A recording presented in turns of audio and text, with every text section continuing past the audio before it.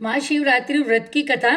प्राचीन समय में एक नरसंस बहेलिया था जो नित्य प्रतिदिन अनगिनत निरपराध जीवों को मारकर अपने परिवार का पालन पोषण करता था। एक बार पूरे जंगल में विचरण करने पर भी उसे कोई शिकार न मिला तो भूख से व्याकुल हुआ एक तालाब के किनारे गया।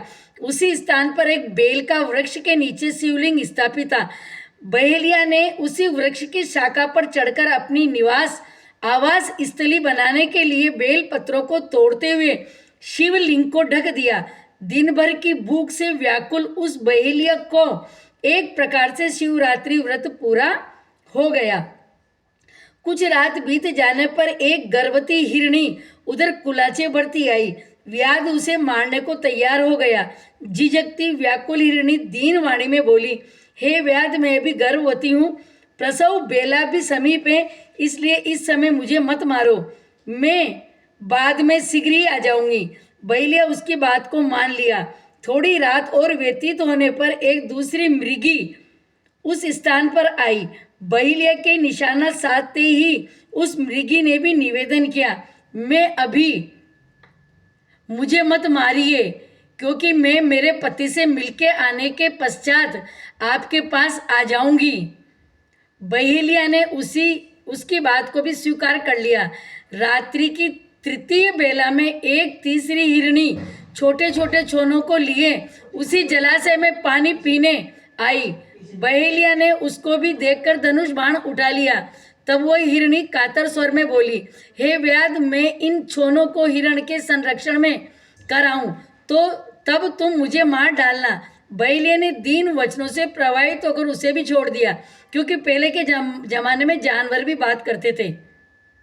प्रातः काल के समय एक मांसल बलवान हिरण उसी सरोवर पर आया।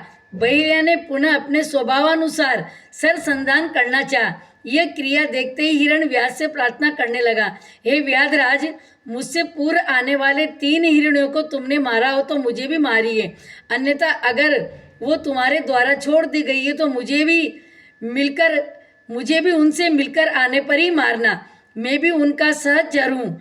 कि हिरण की करुणामयी वाणी सुनकर बहेलिया ने रात भर की बीती बात का सुनाई तथा उसे भी छोड़ दिया।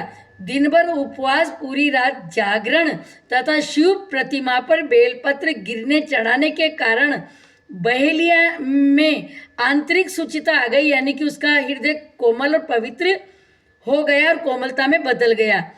हिरण परिवार के लौटने पर भी न मारने का उसने निश्चय कर लिया।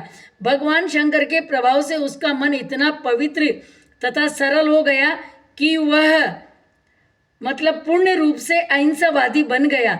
उधर हिरणों से मिलने के पश्चात हिरण ने बहेलिया के पास आकर अपनी सत्यवादिता का परिचय दिया। उनके सत्याग्रह से प्रभावित होकर व्याध अहिंसा परमो धर्म का पुजारी हो गया।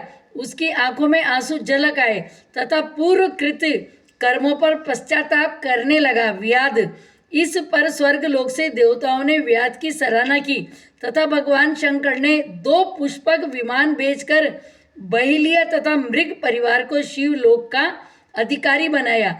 शिवरात्रि के दिन शिव पूजा के बाद में यह कथा सुनना अति जरूरी है, तभी पूरी पूजा का फल मिलता है। उमापति महादेव की जय।